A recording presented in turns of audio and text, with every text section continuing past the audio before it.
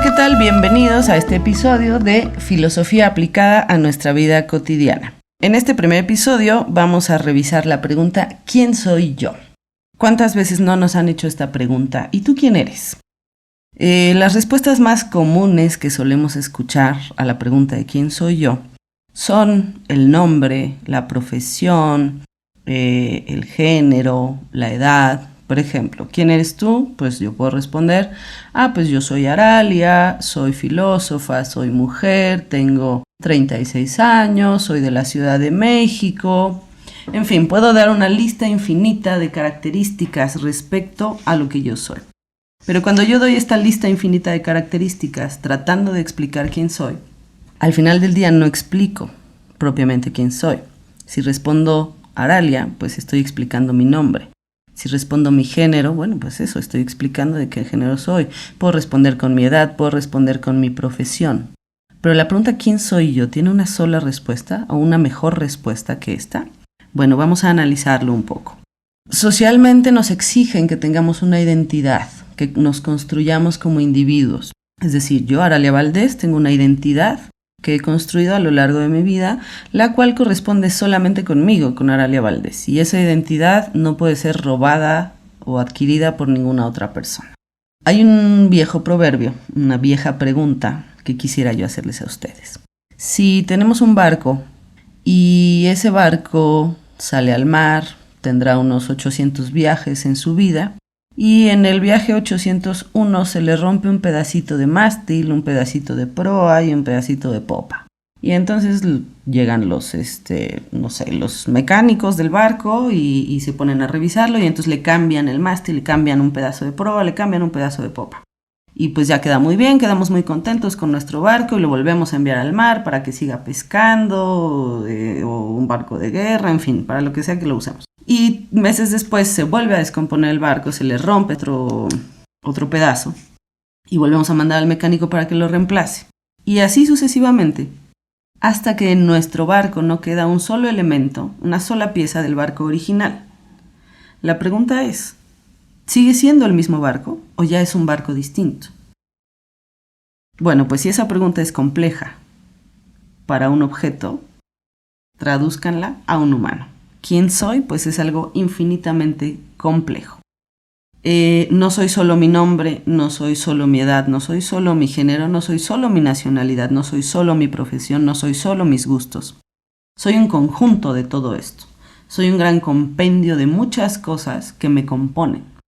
La pregunta es, ¿cuántas de estas cosas que me componen pueden cambiar para que yo pueda seguir diciendo que soy yo? ¿O en qué momento tengo que decir que soy otra persona distinta? Vamos a llevar esta paradoja del barco en términos de humanos. Imagínense ustedes que la ciencia avanzó muchísimos años.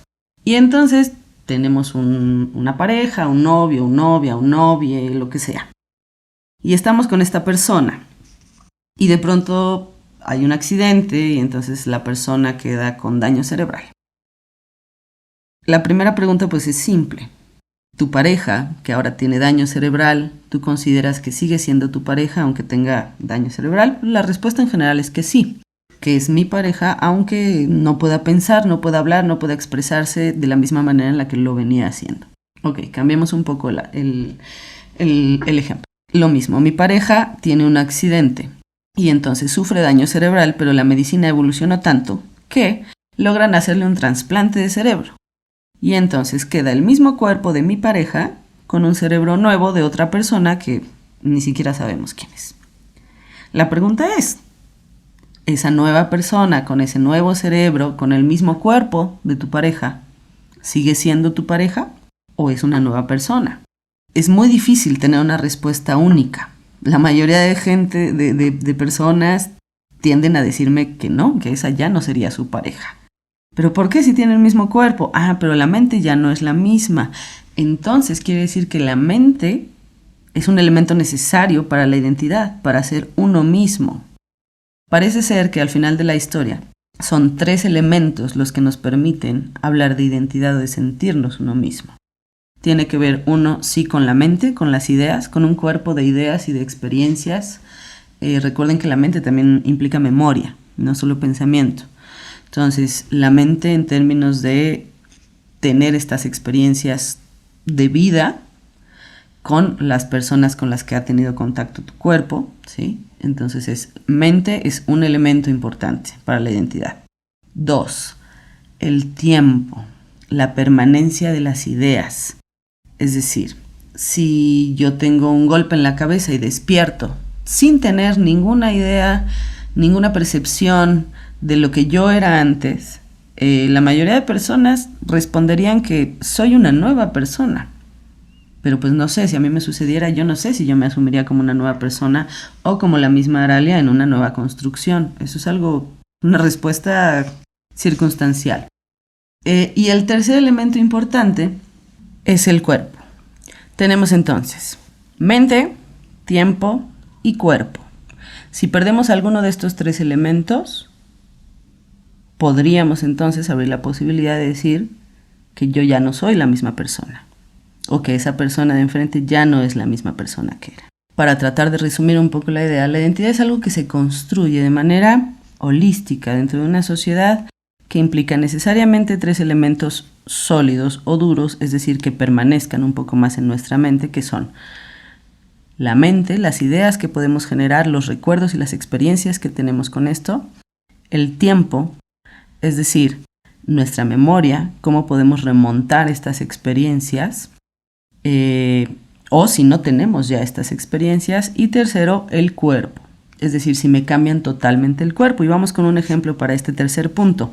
Si, de nuevo, ahora la inversa, mi pareja sufre un accidente muy grave y de nuevo la ciencia está muy avanzada y su cuerpo queda destrozado pero su mente intacta. Y entonces logran hacer el trasplante de su cerebro a otro cuerpo.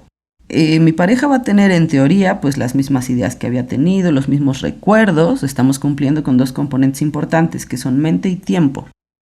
Pero va a tener un cuerpo totalmente distinto. Supongamos que incluso un cuerpo de otro sexo. ¿Qué pasaría entonces? ¿Seguiría siendo mi pareja? Yo podría verla como la misma persona o sería una persona totalmente distinta. Como pueden ustedes analizar, pensar quién soy yo no es algo trivial. Y dependiendo, como les dije al inicio de este episodio, dependiendo de la respuesta que nosotros demos a esa pregunta, es el cómo nosotros nos situamos en el mundo. Si yo en un momento respondo ¿quién soy yo? Y mi respuesta es yo soy filósofa, entonces lo que estoy poniendo como mi escudo, como mi bandera, como lo que es más importante para mí es el ser filósofa.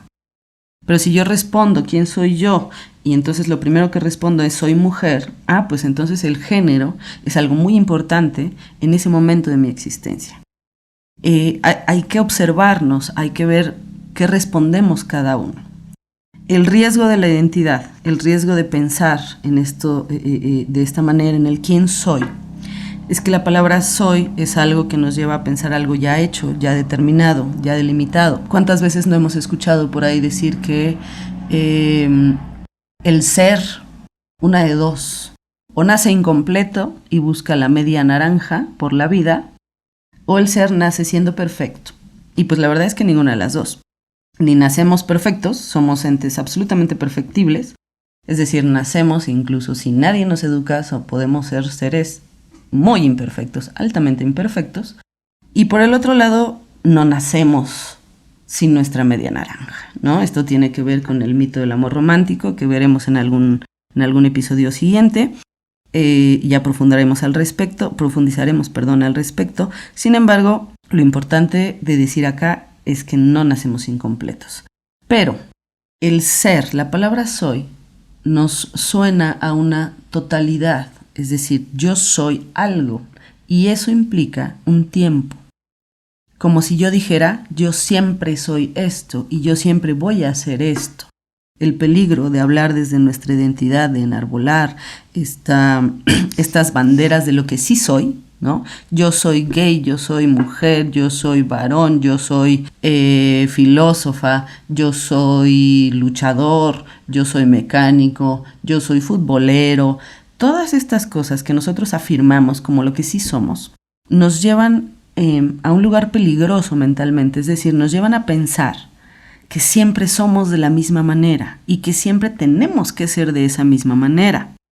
El pensamiento de la identidad o la pregunta por el quién soy yo al final del día nos restringe muchas posibilidades de pensamiento y nos delimita a ser solo de una manera y a defender esa única manera a capa y espada en contra de todas las otras maneras de ser. Así que hay que pensar con cuidado cuando respondemos ¿quién soy yo? A mí a veces me gusta responder pues no soy. La verdad es que no soy más de lo que soy. Es decir, puedo ser muchas cosas que todavía no soy y no lo sé. Pero si yo respondo, pues yo soy esto, yo soy ABCDFG, estoy delimitando en mi mente que en el futuro nunca podré ser HIJK, porque lo que soy hoy es lo mismo que voy a tener que ser toda mi vida. Y por eso se llama identidad, porque es algo que se supone que se muestra en nosotros como una especie de esencia. Pero hay que tener cuidado con este pensamiento porque esa especie de esencia no es algo natural, no es algo divino, no es la gracia de Dios, no. Esa especie de pseudoesencia que nos exigen para hablar de identidad es una construcción sociocultural que nos lleva a dividirnos entre seres humanos y a poder separarnos y clasificarnos y hacer entonces formarnos en filas en un patio y decir las mujeres acá, los hombres acá, los negros de este lado, los blancos allá, los niños acá, los políticos por allá, en fin. La identidad, el problema de definir la identidad desde la esencia es que nos lleva a pensar cosas absolutas, ideas completas, y eso nos quita toda la posibilidad de seguirnos construyendo. Recuerden que, como dijo Aristóteles, somos animales racionales, pero nacemos siendo animales, no nacemos siendo racionales. El ser racional se tiene que ir construyendo.